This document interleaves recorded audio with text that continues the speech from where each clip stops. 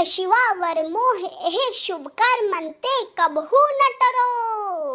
न डरो अरे सो जब जाए लड़ो, निश्चय कर अपनी जीत करो। गुरुद्वारा मुक्तसर साहिब, गुरुद्वारा टूटी गंडी साहिब। आओ बच्चों, आज हम चलते हैं 40 मुक्तों की धरती पर, श्री मुक्तसर साहिब। वाहेगुरु जी का खालसा, वाहेगुरु जी की फतेह।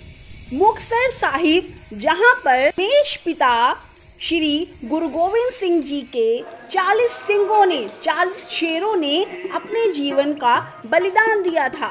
आइए नमन करें उस धरती को, उस पावन सरोवर को, जिसमें स्नान करके परम पिता परमात्मा अपने बच्चों को मुक्ति देते हैं, उनकी भूलों को बख्शते हैं। अब हम जानते हैं इस पावन स्थान के इतिहास को। ऐसा कहा जाता है 1705 ईस्वी में जब दशमेश पिता गुरु गोविंद सिंह जी अनंतपुर साहिब के किले में थे और वजीर खां की सेना ने कई महीनों से किले को घेरा हुआ था। कहते हैं उस समय भूख और प्यास से और किन्हीं दूसरे कारणों से कुछ सिंह व्याकुल हो गए और उनके हेड महासिंह ने गुरु साहिब से बात की कि वो अनंतपुर का किला छोड़कर जाना चाहते हैं। गुरु जी ने कहा कि वो एक बेदावा लिख दें, जिसमें वो लिख के दें कि ना वो गुरु के सिख हैं और ना गुरु जी उनके गुरु हैं। तो उन लोगों ने बेदावे में ये लिखकर दे दिया। विद्वानों का कहना है कि फिर वो किला छोड़कर 40 सिख चले गए। फिर उसके बाद जब वो अपने घर पहुंचे तो वहां पर उनके परिवार वालों ने, उनके घर की औरतों ने उनको बहुत धिक्कारा कि वो गुरु जी का साथ क्यों छोड़कर आए हैं। और माई पाक कौर ने उन 40 सूरमों को बहुत प्रोत्साहित किया, उनकी अगुवाई की और गुरु जी के पास चल पड़े। जब वो मुक्तसर साहिब, जिसे कि पहले खदराने दी ताब कहा जाता था, वहां पहुंचे तो उन्होंने देखा कि वजीर खान की सेना इस ओर आ रही है। उस समय गुरु जी ने भी अनंतपुर साहिब का किला छोड़ दिया था और वो खदराने की टाप से आगे टिब्बी साहब नामक स्थान पे थे। किड्स, उस समय ये जो एरिया था ये जंगल की तरह था, यहाँ पे कोई गांव शहर नहीं बसता था। ऐसा कहते हैं कि टिब्बिक नामक स्थान पर भी उस समय बहुत ऊंचे टीले थे।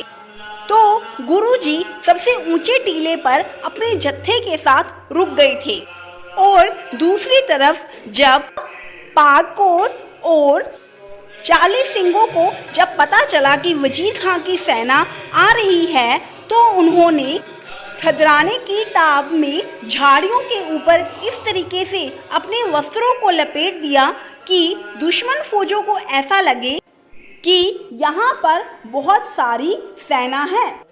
किड्स, उसी स्थान पर ही अम्बू साहिब गुरुद्वारा बना हुआ है। जब वजीर खां अपनी सेना के साथ यहाँ पर पहुँचा तो उसे लगा कि यहाँ पर बहुत बड़ी सेना है। फिर दोनों सेनाओं में बहुत भयानक युद्ध हुआ। इतिहासकार कहते हैं कि टिब्बी नामक स्थान में जहाँ टिब्बी साहिब गुरुद्वारा है वहाँ से गुरुजी भी तीरों की वर्षा कर रहे थे। अंत में वजीर खां की सेना पीछे हट गई, 40 सिंह भी शहीद हो गए। उनके जत्थेदार महासिंह ने जख्मी हालत में गुरुजी को याद किया कि गुरुजी आप हमें दर्शन दें। तो गुरुजी अपने घोड़े पे सवार होकर कुछ ही क्षणों में खदराने की टाप में पहुंच गए। तो यहाँ पर उन्होंने इस पेड़ से अपने घोड़े को बांधा। उन्होंने शहीद हुए सिंहों को 1000 सिंह, 5000 सिंह, 10,000 सिंह कह के नवाजा। तब गुरुजी ने देखा महासिंह जी भी जख्मी हालत में वहाँ पर बेहोश पड़े थे। तो गुरुजी ने उनका सिर अपनी गोद में रखा तो महासिंह जी को होश आया और उन्होंने गुरुजी से विनती की कि गुरुजी, हमने जो बेदावा लिखा था आप उन्हें फाड़ दें। तो गुरुजी ने उसी वक्त अपने कमर कस्से से बेदावे को निकालकर फाड़ दिया और वहाँ पर गुरुजी ने देखा माई पागोजीवी बहुत जख्मी हालत में वहाँ पर बेहोश पड़ी थी। तो गुरुजी ने बाद में उनका भी इलाज करवाया और वो सेहतमंद हो गई थी। पर चालीस सिंह इस लड़ाई में शहीद हो गए थे। तो गुरुजी ने बाद में उनका अंतिम संस्कार किया। वहाँ पर शहीद गंज साहिब गुरुद्वारा है। उस दिन से इस जगह को खदराने की टाप की जगह मुक्तसर साहिब कहा जाने लगा। ये गुरु साहिब की आखिरी लड़ाई थी। यहाँ पर माघी का मेला हर साल बहुत धूमधाम से मनाया जाता है और देश विदेश से लोग दर्शन पाने के लिए मुक्तसर साहिब आते हैं।